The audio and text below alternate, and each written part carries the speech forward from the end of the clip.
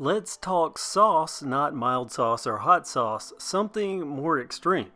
The Sauce, a retro mountain bike style rider from Priority. First, I thought the name was catchiness, then I received the bike and realized it's the perfect description of a bike that is a blend of styles. A little old school mountain bike mixed with cruiser-like single speed convenience and a dash of commuter friendliness. Add to that Priority bicycle's usual quality and traditional features, the sauce. I get it. For a bike that lists one of its key features as being less is more, there's actually a lot to see here and a surprise or two.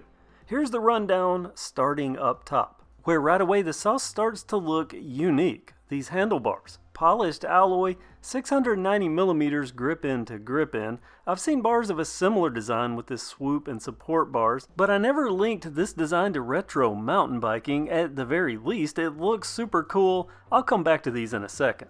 First, let's cover bar complements. Less is more. Less in that there are only two things on the bars. Grips, which are lock-ons, and brakes, which are hydraulic. A very familiar design, a new brand, new in that I haven't seen this on brakes before, but a brand I know well, 174 Hudson. That's Priority's in-house brand and also their street address. A hint this company was always destined for greatness, even their address just sounds cool. Let's go back to those bars and look at these support arms, which are actually part of the stem. This is unique, having the bars and the stem as one integrated piece, at least on a modern threadless style headset. This less is more theme, every detail thought out, like making a modern headset stack, also retro, with this head tube design, which leads us to the fork. Check out old footage of original mountain bikers and they're bombing down basically raw mountain with rigid forks, like this one. Made of 6061 T6 aluminum and color matched to the bike, it even has rally stripes. Retro equals no quick release wheels, bolt-ons ruled the day, referenced here with some flair, via polished acorn style wheel bolts. And back to that fork, along with the graphical flash, it has the requisite bolt points for commuter needs. Alloy hubs blend well with the polished spokes and the polished mirror Sun Ringle Helix TR25 rims. These wheels are tubeless ready. They come wrapped in Peak Ultimate tires, 27.5 by 2.25.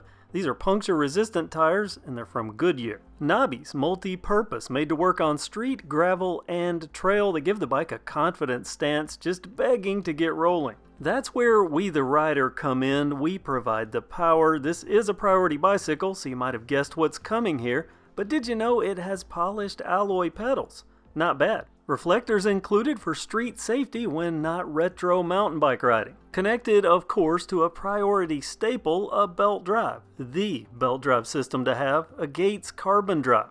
CDN model with a 46-tooth chainring on a belt drive. Do you still say chainring? They go with sprocket on their website, so let's use that. A 46-tooth sprocket. Crank arms on this carbon drive, 170mm. If you're unfamiliar with belt drives, they have multiple advantages. The system is practically maintenance-free. Belts last, I think, 8,000 to 10,000 miles, something crazy like that. They're also whisper quiet and grease free. You'll never do this with a traditional chain drive and come out with clean hands. The belt itself, 115 tooth if you're counting. The rear sprocket, that also has teeth, 22 of them. For this single speed setup, another callback to retro mountain biking and the less is more mantra in action again. Before I get to the frame, let's talk about the seat post, which relates to the frame as you'll see. An alloy seat post clamp holds it in place. It's a 30.9mm alloy seat post. Bolted to it, an Ascenza Plus saddle from Cell Royale. Another treat from Priority. It's those little details. And of course the major details, like the frame, made of the same 6061 T6 aluminum as the fork. A beautiful color. This is called cast iron. Another option is a green color that I'm sure looks equally spectacular. This is the small medium frame size, which is 18 inches. There's also a medium large, it's a 20-inch frame. This all leads to a lightweight bike, 25 pounds per the specs. Smooth and refined with subtle Priority branding, akin to high-end luxury goods. But at a far more affordable price, $799 for this bike at the time of this video. These frames have to be purpose-built with the belt drive in mind, but they didn't forget the traditional mount points. Like the fork, they're ready to be used for whatever is needed. Branding, classy and simple. The sauce name represented via iconography. Less is more, streamlined yet stylish, but they also don't skimp when it comes to features. Like this surprise. I couldn't believe it when I first saw this. An internal cable routing port on the frame. This, my friends, is for those that want to bring their own dropper seat post to the sauce. Yeah, the sauce, it's dropper ready. Back to basics, the bottle cage bosses, and of course dropper ready. I'm smiling just looking at this, and they got it right. In and out of the frame exactly where it needs to be. It's worth being mentioned twice. Curiously, the rear brake line, that reflects back to the retro because it runs under the top tube. And how's this for trendy detail? New York City designed, New York City tested. There's the 174 Hudson hydraulic brake caliper, both rotors front and rear, 160mm. And this caught my eye, branding on both sides of the tires. I don't see this too often. When I do, I like it. And that is what makes up the sauce from Pride. Wait, no, there's one more thing, the kickstand. It has one, it's polished, and with a rubber boot. One other small detail, this one my hardwood floors appreciate. Now let's see if this thing rides as good as it looks. Single speed, this is going to be interesting because I'm an ease and comfort on an off-road kind of guy. Also, a good chance for me to drag out my Klaska-made 174 Hudson branded collapsible helmet. This used to have a different name, now they call it the Loop. I like that it's collapsible, it fits easy in a backpack, and it protects my noggin. Right to it, the first thing that always lets me know I'm on a priority bike, the Gates Carbon Drive, super quiet and smooth as butter. I like these not only for their practical maintenance-free riding, but the power transfer. It works better for me, there's never any wasted tension. A good thing for me because this is a single speed and I live in a hilly city. So I went across the river. My test ride on this bike is in the flat area, or mostly flat, and in the flats it's super easy to pedal. Single speeds can be, I don't know, ride a big box single speed cruiser bike, they can be a struggle. And by the way, out of the box, the brakes work perfectly and quietly. Starting from a stop tells the tale of this single speed. Single speeds are usually geared towards top speed or towards easy pedaling.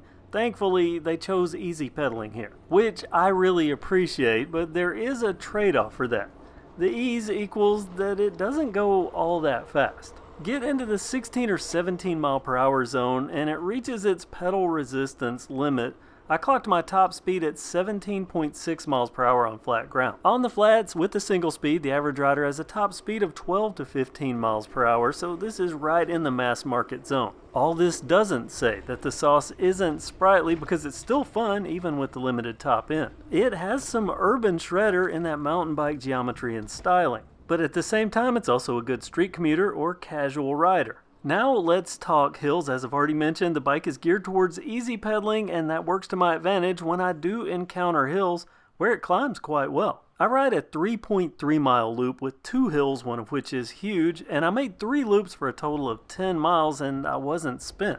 That's not usually the case when I ride a single speed on this same loop. That said, I still prefer riding this bike on flats, but it can easily tackle most hills without too much of a struggle. This guy gets it. To the rigid fork, and as someone that has previously injured shoulders that are very attuned to vibrations. Around town, this bike does an adequate job absorbing the usual city stuff, bumps, curbs, cracked sidewalks, and so on.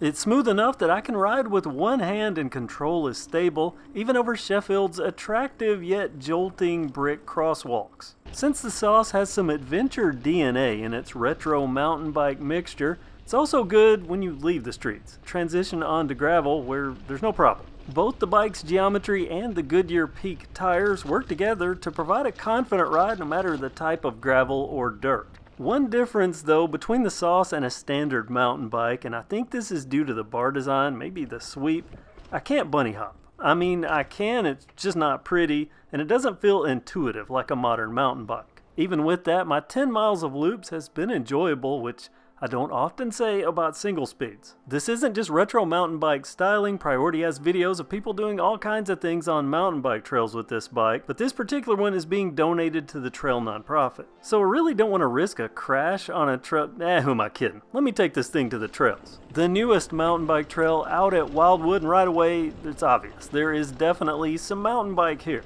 Can I tell it's a rigid fork? Oh, most definitely, but it's still usable. Actually, quite usable. There is a specific subset of people that I think are going to adore this, obviously retro mountain bike fans, but the people that like rigid forks and the people that ride single speed or fixie bikes on a mountain bike trail, those people definitely need to try this sauce. The only trail minus is the limited top speed, and the crank arms get surprisingly low on the downstroke. Still, I rode it on the trail, and I think it could survive in this environment quite well. What are my key takeaways from the sauce 10 miles and 1 trail ride in? Well, it fits the billing less is more, and it really does reflect, at least my perception, of a modern take on retro mountain biking done well. Modern in features like the belt drive, a Gates carbon drive, always priority, always nice, and well thought out. It's not just parts thrown together, it's also somewhat educational.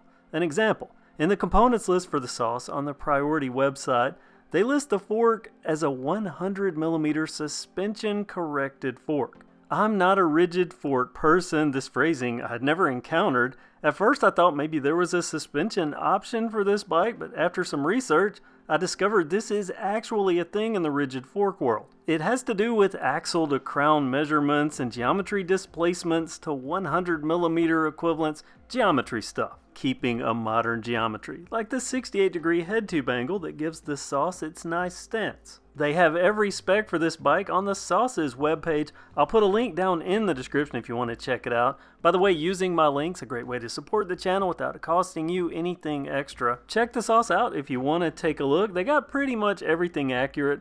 The weight, arguably the only slight fudge. They say 25 pounds. I weighed it at 25.9. That's still technically 25, so I'll give them a pass. It's light, easy to lift with one hand. I won't bore you with recapping the same features that I've already shown you. I'll just say that it all works together and works together really well. I expect nothing less from Priority, a brand that I've always talked up, and there's a reason for that. They've never made anything that I wasn't impressed by, which means they've created a really high standard for themselves in my mind, but I'm not worried because they pour over every detail carefully, and that really shows in this release. But that wasn't a given here because the sauce is an entirely new segment for Priority, but they did it Priority well. It's certainly worthy of a look from shoppers that like this kind of thing, or just a look in general to look at if you're a gawker. At first I thought this would be super fun with an internally geared hub as an option, but then I think less is more. It would almost ruin the vision of what this bike is. The sauce. This particular sauce is being donated to the Trail nonprofit. I'd like to thank Priority for giving me a chance to have a go on it and for allowing me to pass it on. Check the sauce out on their site with the link below and comment below with your thoughts on this particular retro mountain bike and that merging of retro and modern features, and if you have any experience with Gates belt drives or Priority bikes. Thanks for watching KevCentral. Have a great day.